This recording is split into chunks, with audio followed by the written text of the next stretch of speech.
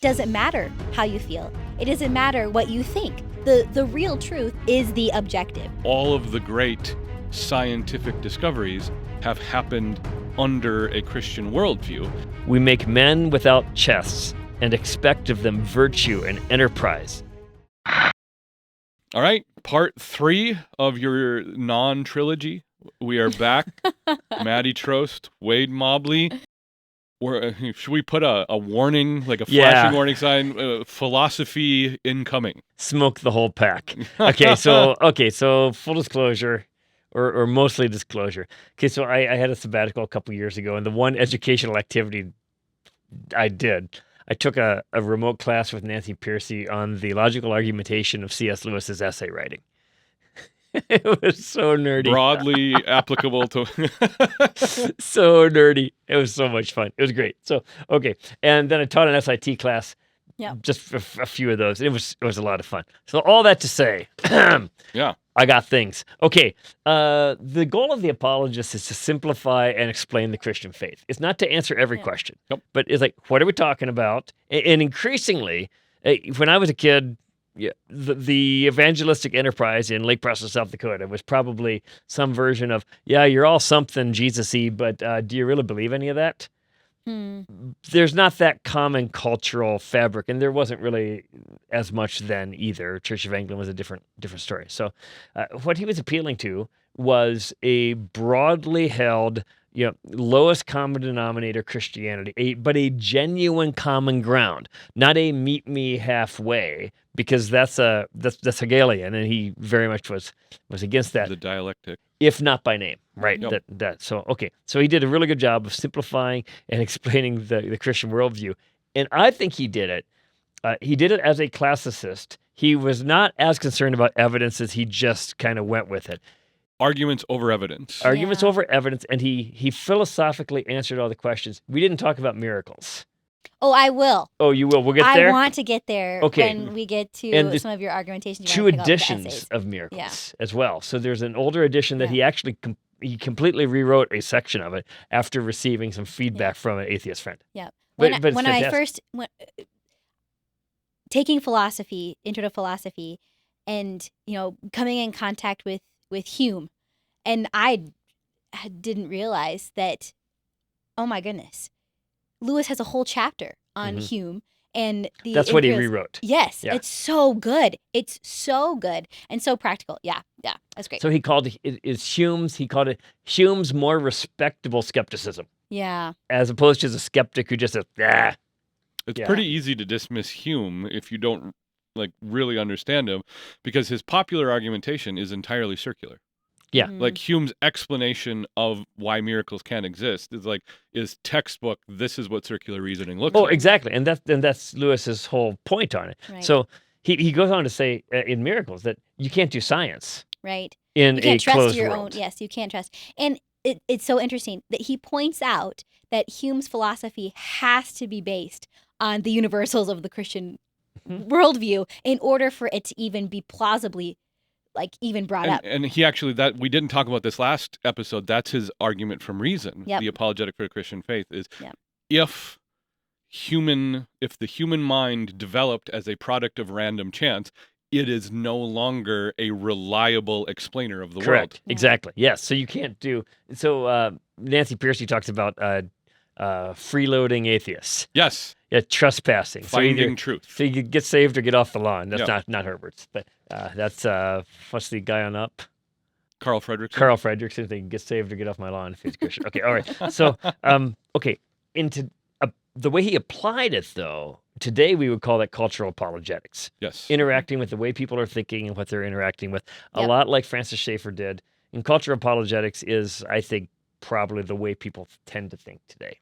So that's good. I've actually got notes here. I feel like this is less organic now. I'm ruining our brand. No, you're not. This is good because this is a hybrid. Because Maddie's a news anchor. Yes, she's got the notes. tap books staring to the camera. So all these books, these essays, you can find them. Probably just find them online. I'm sure they're public domain. But there's all these collections, and the versions I've got, I just bought out of the bookstore. Okay, so God in the Dock has a bunch of essays, and then what's the other one? Is Christian Reflections. Oh yeah, Christian Reflections. Yeah. And so these are all essays. They're 7 or 8 pages long. They're formal essays, and he was a master of the formal essay. Mm-hmm. That's the kind of thing you teach our students to write. Yep.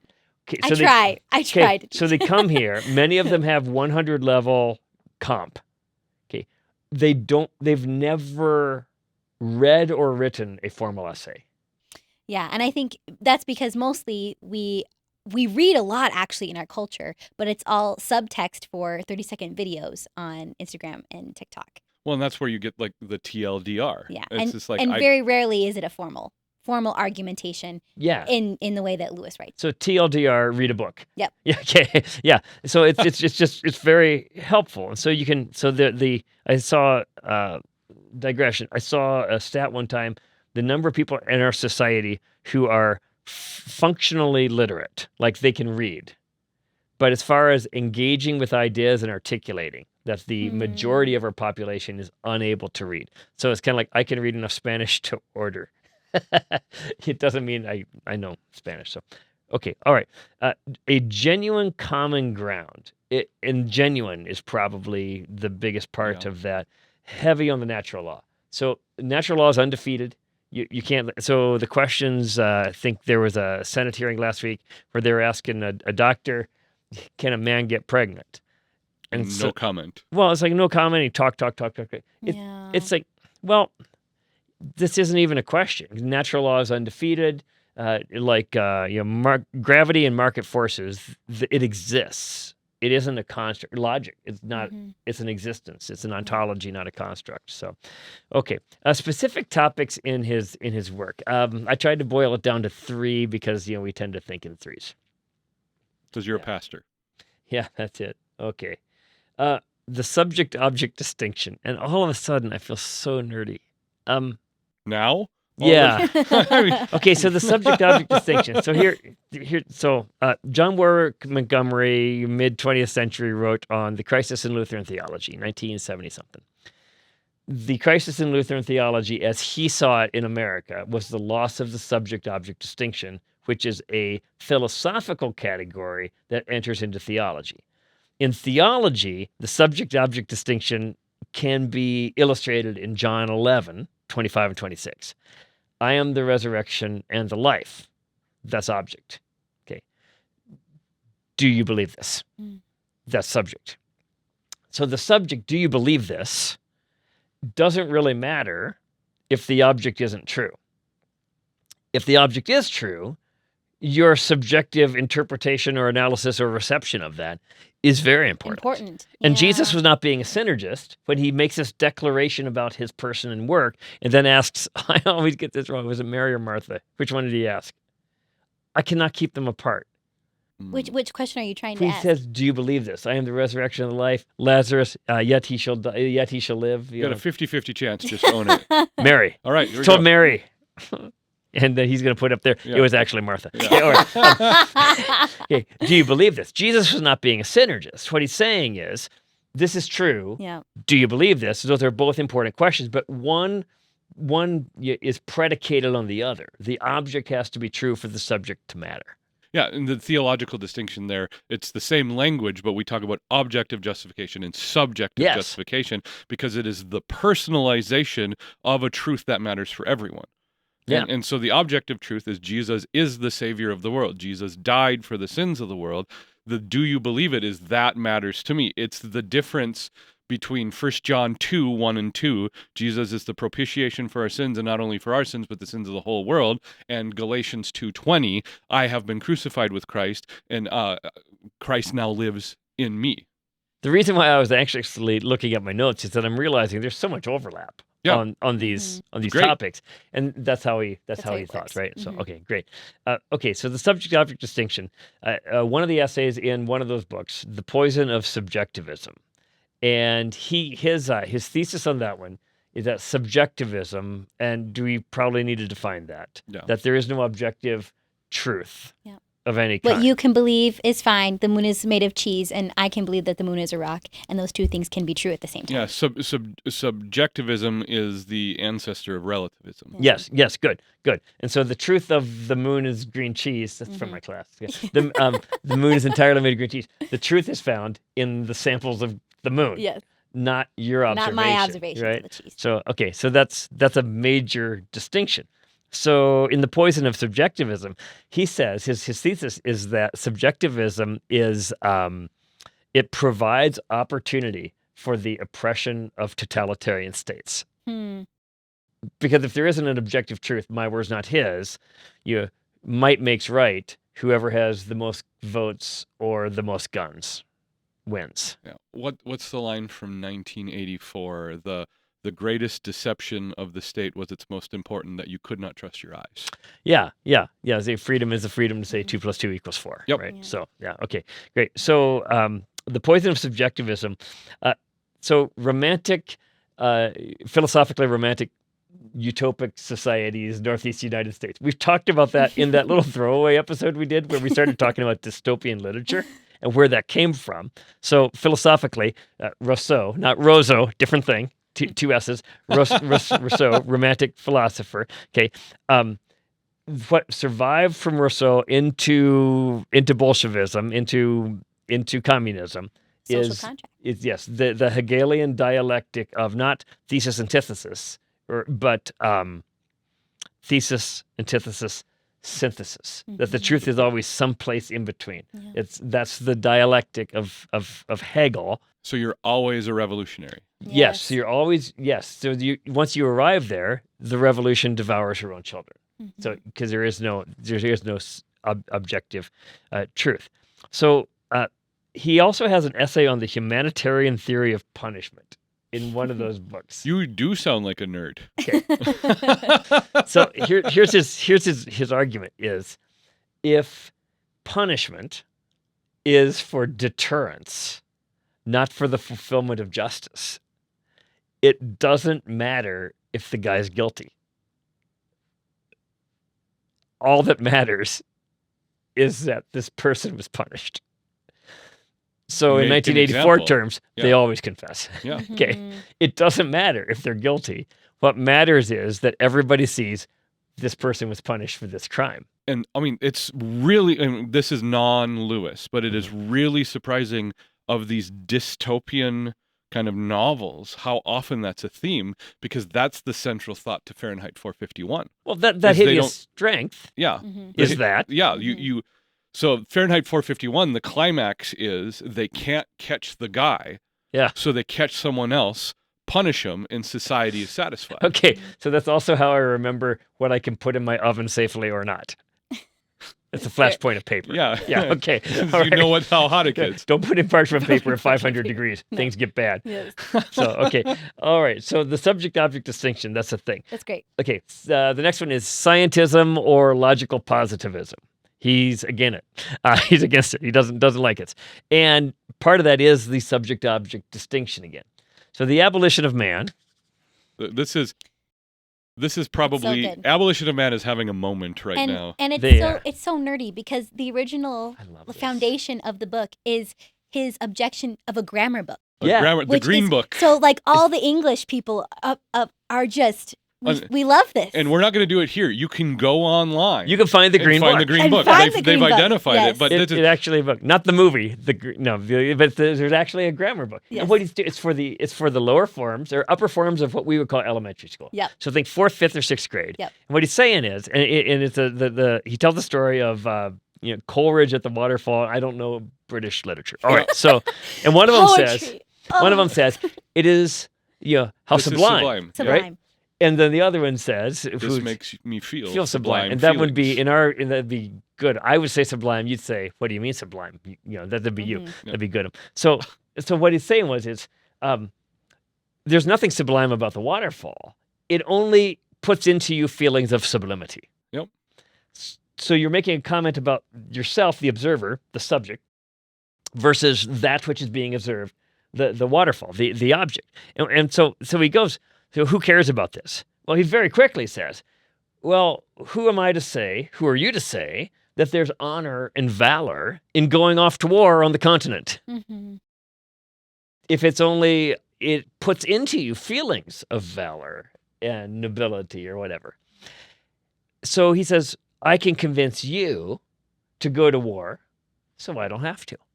It's simple manipulation. It's very cynical. It is. But I think he's right. Yeah. And, okay, and maybe this is cynical, but I also think I'm right. In our culture right now, nobody thinks. It's vomiting reactions. We have created stimulus response machines where they're incapable. We let other people think for us. Exactly. And the short form video thing has made it even worse. Yeah. This is is this short form video-ish? Yeah, well, mid form? Yeah, we're guilty as charged.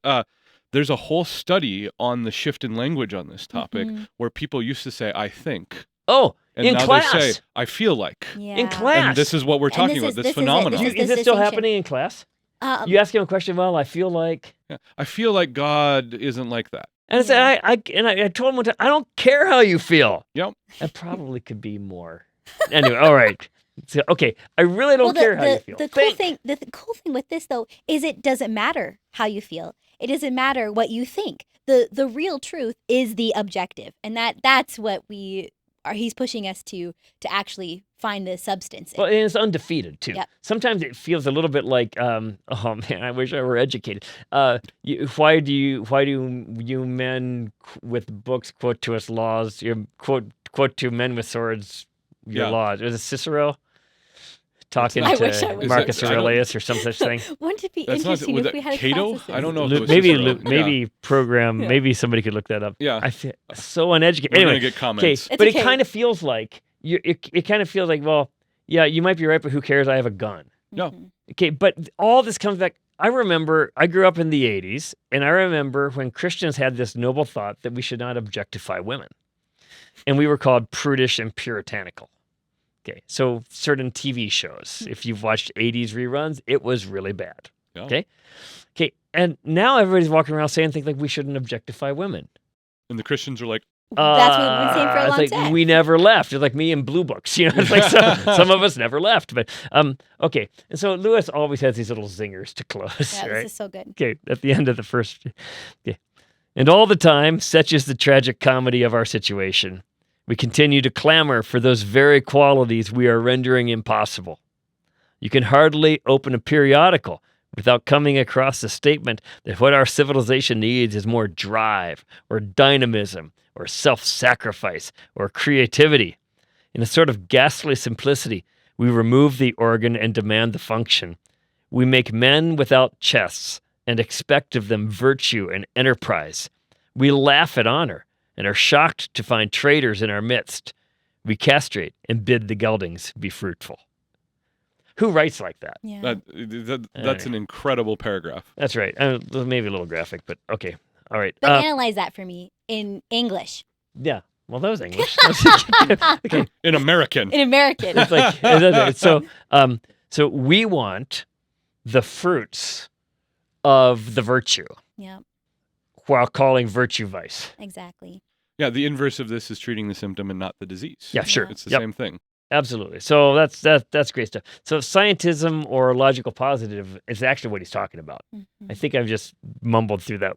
Positivism. So logical positivism, we would call that scientism.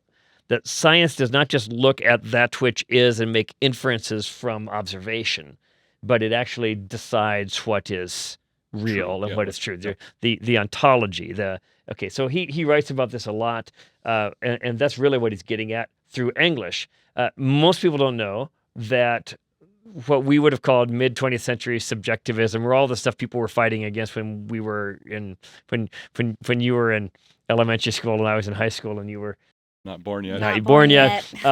Yeah, all that came into American education in the 1950s and 60s through the English departments. Yeah. Yeah, so if you own the language, you can control people's view of reality. Yeah, absolutely. And so he wrote Men Without Chests. That's great. And he has an essay in one of those books called On Bulverism, Bulverism. And I don't know why he made up this guy, the work of Bulver. You want me to get this microphone? Is that about right? Okay, great. I'm multi-talented. So Bulver, he said this guy named Bulver who thinks what he was talking about was reductionism.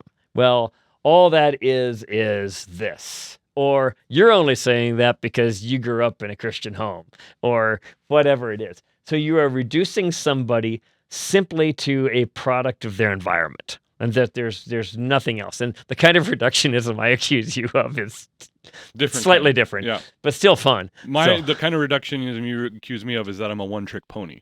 It always goes back to the same thing. But vocation. To be fair, that's like it's true. So am I. We have different ponies. Yes. So, okay. So he says it's reductionism to reduce somebody to the sum of their experiences. It's a little bit like what Chesterton said about Skinner, that if you reduce a man's existence and character to a product of his environment, we would do well to remember that boiling oil is an environment. In other words, behave this way. That's an orthodoxy, but behave this way, or I'll put you in boiling oil. Mm-hmm. And look what we've done. So that's his view of Skinner. So, Bulverism, reductionism, and that's Hegel as well. So you've got this view, and then there's this counter view. The truth must be somewhere in between. It's never actually true. Mm-hmm. Okay. And so he says scientism actually does that. There's nothing that can ever be true if there's nothing outside of science to be true. The myth became fact is Jesus. Yeah. Writing as Jesus, he says some myths point to and that's the mythopoeia. Mythopoeia. Yeah. There we are. I'm going to get Brent Olson in the studio because he does this with Old Testament theology. Good. Well, I think he had Clive Kilby too at Whedon. I'm not sure. Probably, yeah. I think he did. But so Brent's whole deal is that the Exodus is the true version of pagan myths. Yeah, and he talks about this. Yeah, he did a dissertation. So we're going to get Brent talking about this. Brent's theology. Brent is so well read. That's good. So much more than we. Yeah, that's good. Not a one-trick pony. No. By any stretch. Like a 3-trick pony. Okay, so it's 3-ring circus, right? So that's he wrote a lot against what we would call today scientism because that was prevalent then. Mm-hmm. It's prevalent now, although people are pushing back on it. Okay, his biggest problem with logical positivism. That's the philosophical version of scientism. Wittgenstein. Yes. Okay, so his biggest problem with it is that science doesn't work. If you see the world through the lens of what we would call scientism, science itself doesn't work because science has to be inside the system to make the observations. Mm-hmm. And that the moment you step outside the system now, it's now a narrative. It makes metaphysical claims, which it says it can't do. And the apologetic to that is all of the great scientific discoveries have happened under a Christian worldview. Correct. And so it's like, okay, the East Asians had all these brilliant scientists, but they never got to a point because they expected that the world functioned in a different way. Mm-hmm. But the science came from expecting that the world reflected a transcendent designer, which meant that they followed what they were observed to its logical conclusion. Yeah, exactly. Mm-hmm. Oh, that's great. Okay, here's the last one. Okay.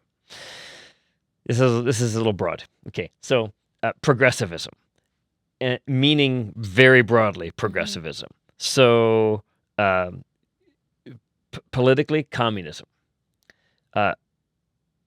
In philosophy, historicism. The idea that history just is, and we're marching through it. He made a comment in, I forget if it's his testimony. His writing of his testimony, but he comes up with this idea of chronological snobbery. Yeah. It's genius. It's so genius. But go ahead. That we in our so scientific culture today, we assume that the ancients of the past were stupid just because we have technology that is better. The science is more testable, repeatable. And so we assume our own greatness, our own progressive, we're getting better and better, instead of having the humility to say maybe some of the classics actually had it right. Maybe Plato wasn't dumb. Yeah, maybe what shattered Aristotle that for had him? Something. Yeah. What World War I. Yeah. Okay, it's hard to argue. We're getting better and better every day. Yeah. So. And it shattered for a lot of people. A lot of people. Yeah, it took about a century for postmillennialism to come back. Yeah. So, yeah. Okay, so also evolution. Now, when you read Lewis, at a surface level, you're going to think he's an evolutionist. All he's doing is talking to the culture. Everybody was an evolutionist and an anti-Semite, so for that matter. So you're going to get into various conversations that were happening in the culture. He was doing it as a cultural apologetic. He was not an evolutionist, and that is a philosophical. That's a philosophical position that he held. So, okay, historicism, God as writing history as his story, if you would. That's not where the word comes from, but it's cute. Okay, it works in English. Versus history being not German. Versus history being God. So you want to be on the right side of history. When you hear that, that's what's happening. Is that there's this train moving. The train it's inevitable, and the train is actually matter, which in the Hegelian worldview is matter is self-existing, self-informing, self-creating, and self-sustaining. Okay, so you have to get with the program, right? Because you're just stardust. So he writes against that. He writes about the myth of progress. Is progress even possible? How do we know we're progressing if there is no objective truth? Because you and I have different desires. And again, back to that argument from desire. We have different desires. How can we really identify what progress is? In one of those books, there's a lecture called Two Lectures, which sounds like a sermon. It's 2 sermons, right? Okay, so he says, as far as origins go, we have to come to grips with 2 problems. First, it started with something. You can't have nothing and then work with it. So even evolution has to start with something. Right. And secondly, growth through stages and changes of life or time isn't macroevolution, molecules to man. It's not even really microevolution. Something becoming a better version of something. It's simple maturity. So he calls that out. And then the last one, this is the last one that I'll highlight of his hundreds of essays. Okay, The Funeral of a Great Myth. It's great. It's a great write. It's a great write. And he kind of does this obituary for the great myth. The great myth is evolution. And he said it's not that it's false. It's that it can't be true. Because it makes metaphysical claims. And so then he writes in this pure essay form, why then it's perseverance. And it's because it is the story that takes over the narrative of the true history that God has given us. You need something to replace God. You can't just wash your hands of him. Yep. It's the red balloon. So it was Lewis that in teaching apologetics, it was Lewis that helped intelligent design click for me as an apologetics against evolution. The right question isn't, is there a God and how do I demonstrate that? The right question is, why is there anything at all? Yeah. If evolution is taking us down a thought pattern, everything is randomly colliding atoms in space. Under those conditions, we would expect nothing to exist. But there's something, and it was Lewis like, oh yeah. Yeah. That's what helped. Christian apologetics, in a well-intentioned way, Christian apologists end up working really hard to answer the wrong questions sometimes. And Lewis is a guy who helps reframe the situation so you're asking the right questions. Yeah. The modernistic presuppositions of a certain era of apologetics were unfortunate. Yep. And so the idea of, oh, I'm not sure I really buy Jonah, so I need to find a story of some Norwegian fisherman who was swallowed by a whale. And then now I can say that the book of Jonah is true. Yeah, you're working for plausibility, and it's just ridiculous. And that's not the point. The point of Lazarus' resurrection isn't that men rise from the dead all the time. What's the big deal? It's a miracle, and it's an exception. And the way Lewis talks about miracles, he says it's not God suspending the order of things. That miracles are when we get a glimpse at the reality that really is. Yeah. I so love that. It's beautiful. It's that's a big philosophical flex. Because when we talk about miracles, God just kind of, just hit the pushed pause button and then went poof. And then did what and God can do that because God can do anything. There's problems with that. Yeah. So now I promised Maddie we would round it all the way back to the literature and the fiction. And maybe my Thank you. My starting point on all of this is how Lewis describes this in Lion, the Witch, and the Wardrobe. Yeah. And so the witch, Jadis, the queen, thinks she traps Aslan on a technicality. And so Aslan substitutes himself for the price of a traitor. And then how Aslan explains the gospel in the environment of Narnia is there's a deeper magic. Right. And that's where the philosophy goes back to the narrative. Yeah. And it's so interesting because he takes those we would even call them like metaphysics. Yeah. And takes that into a children's story that they can understand, that this working of evil has no power over the one who wrote the story. And when we trust the author of metaphysics, when we know the author of metaphysics, when you believe in the Christian story, you can have that confidence that what you know is true. And that's the strength. That's also the message, the outcome of the space trilogy. Yep. The same thing, which is as soon as I read Perelandra, like instantly one of my 2 or 3 favorite books. I love that as an exploration of metaphysics. Yeah. The Perelandra is a retelling of Genesis. Remind me, is that Mars or Venus? Venus. Okay. So or is that a spoiler? No, it's fine. It's the middle novel. So it was written in like way long ago. Yeah. If people haven't read it at this point, it took me longer. It took me longer than I'd like to admit to figure out he was talking about Mars and Venus. It was Space Trilogy is pre-World War II, right? Yes. Yeah. Yes. So you got the Out of the Silent Planet is the main character Elwyn Ransom, his trip to Mars, and it's setup is really what it is. There's some pretty deep underlying philosophical truths going on there, but it's a good story. And he's doing Pilgrim's Progress a little bit, right? A little bit, yeah. And which is interesting because Lewis writes Pilgrim's Regress. Yeah. But then he gets to Perelandra, and the entire nature of the story changes because now Ransom becomes the Christ figure. Yes, the messenger the good news. Yep. To a pre-fall Venus, or the name for Venus from medieval literature is Perelandra. Yeah, and the whole narrative, the battle is between the messenger of the good news about who God is versus the unman, which is the greatest. So genius. His handling of the unman is mind-bogglingly good. Yep. The way he presents evil.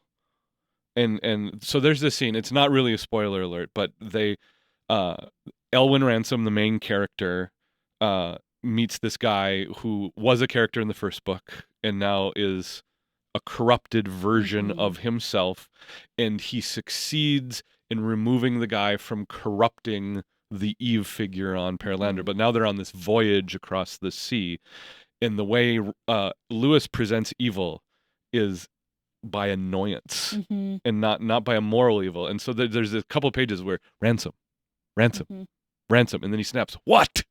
And the unman goes, "Nothing." And he does it over and over, and you start like my blood pressure went up as I'm reading these pages, and it's like the commentary on good versus evil and the nature of the Christian story, not a commentary on fiction or nonfiction, but the narrative. Because in that narrative, he's getting to the point of evil is the lack of all good reason. Yeah. It's not even that it was so maniacal, this person's temptation or annoyance or whatever was so developed or well-reasoned. It was just petty. Yeah. And without any sort of substance. And so Ransom is then the only one out of the two that has any sort of substantive reality, which I think is a fascinating commentary on the way that we think. Yeah. And then Ransom ends up being the quasi main character of Hideous Strength. And then because Lewis just wanted to increase the degree of difficulty on storytelling just a little bit, he folds in the Arthur legend. Yeah. And remind me, what was the name of what was Nice? What did it stand for? the National Institute of, oh man, well, another comment. I can't remember. It's the national. So it's this science-based know-all, be-all, end-all. Who then, in Lewis's narrative, is taken over by demonic activity. It represents demonic activity, which is brilliant. And Ransom is the Pendragon. Yep. And the upshot is they bring back Merlin just for fun. just for fun, they bring back Merlin. Yeah. It's just a crazy story when you try to describe it, but it works. Yeah. It's amazing. It's cool. And you are such a nerd. I love it. I cannot get enough of it. He's working in his English heritage. Yeah. And even going back to the Arthurian legend of that is the myth of the English people, and even trying to redeem the cultural story behind that through the gospel, I think. Churchill talked about that too. Just not with the gospel. Yeah, so you really want me to geek out right now? This is it.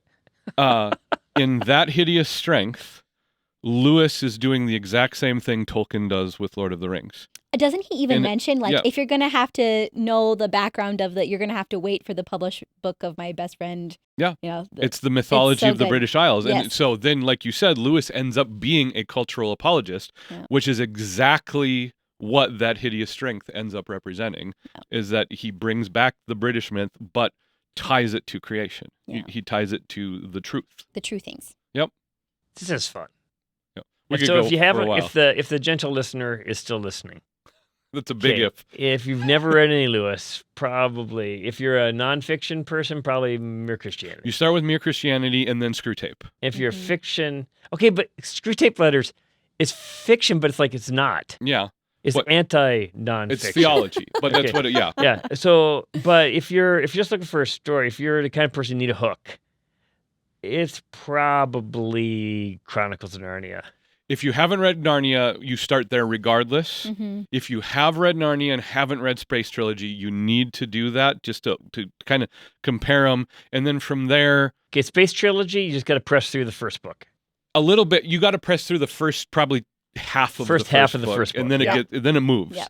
After that, it sucks you in. And then some necessities, you really need a grief observed. Yeah. Problem of Pain with that, you said. Yeah. You really need to read The Abolition of Man. Mm-hmm. And that's short. Yeah, that's really short. And on YouTube, C.S. Lewis doodles. If you're visual, used to have one for The Abolition of Man. And a lot of them have the recording, the Mere Christianity recordings. Yeah, the original World War II broadcasts are on YouTube. Yep. Background biographical information. There's a documentary / quasi-film on Amazon called C.S. Lewis, The Reluctant Convert. That's brilliant. That'll give you fill in the blanks on the background. There's Focus just so on the much... Family Radio Theater did C.S. Lewis at War, which was, it was dramatized, but it's fairly. So I guess really what we're saying is we're trying to get you on a gateway drug. Yes. Yeah, get hooked. First hit is free. Yeah. But That's right. They're just, the point of it is there's so much content out there. It's all worth your time. You will be deeply enriched by going down the rabbit hole just a little bit on this, I think. So 3 of our courses here touch on C.S. Lewis. At least 3. So maybe my 4. class is Intro to Christian Thought. C.S. Lewis is one of the Christian thinkers that we profile in the second half of the semester. Apologetics, Ethics, and Christian Thought. We really lean into the trilemma in C.S. Lewis's Apologetics. So good. Well, Lewis and Friends C.S. Lewis is and all Friends. about literature. That's an elective. Mm-hmm. Yep. Okay, so we're not teaching this instead of the Bible. Correct. Okay, that's good. Yeah. That's good. Just making that clear. Well, it's been a pleasure. This has been a lot of fun, at least for 3 of us, maybe 4. Luke's had occasional positive reactions to us. Reach out to us if you have questions. There's plenty of ways we can steer you.